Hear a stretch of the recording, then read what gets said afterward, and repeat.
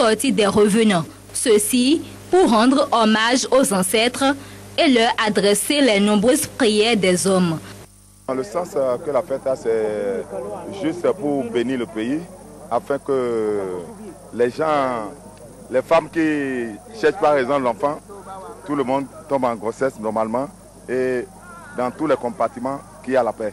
On a dit revenant, ça représente nos morts, nos ancêtres, tout ça. Et avant qu'on ne soit religieux, hein, on est passé par là.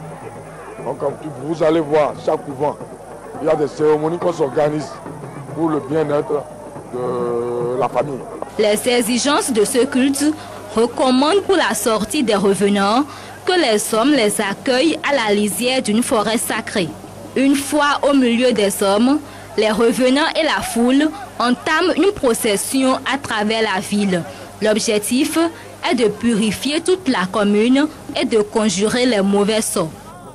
Nous prions nos ancêtres qu'il y ait une paix dans notre pays, que l'élection de cette année soit une élection exemplaire et transparente.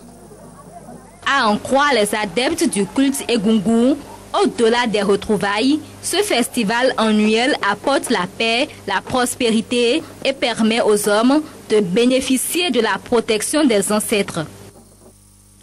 Le roi de Savalou, Tosok Bagdi XIII, a procédé ce week-end au rituel d'un roi en pays mari, Nuindo Tomé. C'est le nom de ce rituel. Il consiste à lancer des objets de tout genre dans la foule. Plus de précisions sur cet événement culturel avec Arnaud Amoussou. Samedi 29 janvier, nous sommes sur l'esplanade du Palais Royal de Savalou. À première vue, on aurait pensé en cette période électorale à un rassemblement de militants attendant leur leader. Mais rien de tel.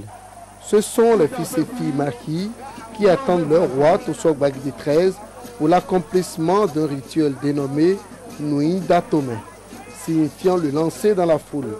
Mais que l'instant ici, on ne tardera pas à le savoir. À son arrivée, le roi fera un tour d'honneur avant de s'adresser aux populations et à ses invités. Investi de tous les attributs royaux depuis bientôt 5 ans, nous voici aujourd'hui le jour de l'implantation du dernier pilier de notre qui va nous mener au nouveau Tosok.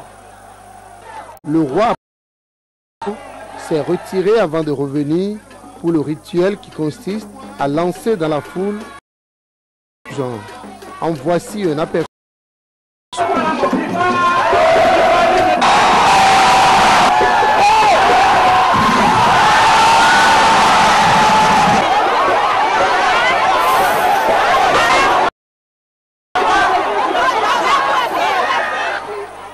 C'est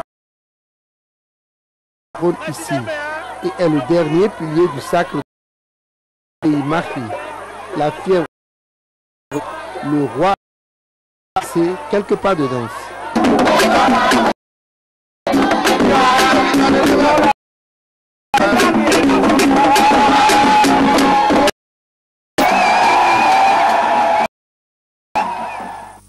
Sport à présent, 48 jours de la mission déposée par la FIFA et la CAF dans le cadre de la résolution de la... Les membres démissionnaires s'insurgent de cette mission. Hier après-midi à la faveur d'une conférence de au Novotel Orisha de Cotonou. Soyez rassurés, soyez tranquilles. Nous mènerons le combat au bout. Mener le combat jusqu'au bout, c'est lutter jusqu'à l'organisation d'une nouvelle assemblée générale élective. Ces membres démissionnaires du football béninois ont encore au cours de cette rencontre avec la presse. Une sortie médiatique au cours de laquelle un été fait contre la dernière mission de la FIFA et de la CAF, journée au Bénin. Mission qui, au dire des conférenciers, a brillé par sa partialité. Ils ne sont pas venus pour trancher la crise. Deuxièmement, les membres de la mission sont passés à la vitesse supérieure en indiquant, en insinuant que la FIFA ne reconnaissaient pas le directeur exécutif qui était de notre délégation, qui était avec nous, qui devait les rencontrer. Et c'est là où ils ont demandé au directeur exécutif, M. Bernard Nouvi, de... Nous avons... par laquelle la FIFA ne reconnaissait pas le directeur exécutif Bernard Nouvi. Pour seule réponse, le 7 janvier, ce courrier a confondu la mission. Et caméra, ses principaux orateurs sont venus avec leur défense. Une fois encore, test dans son argument. L'article 36 que le comité ne peut délivrer de 2/3 de ses membres.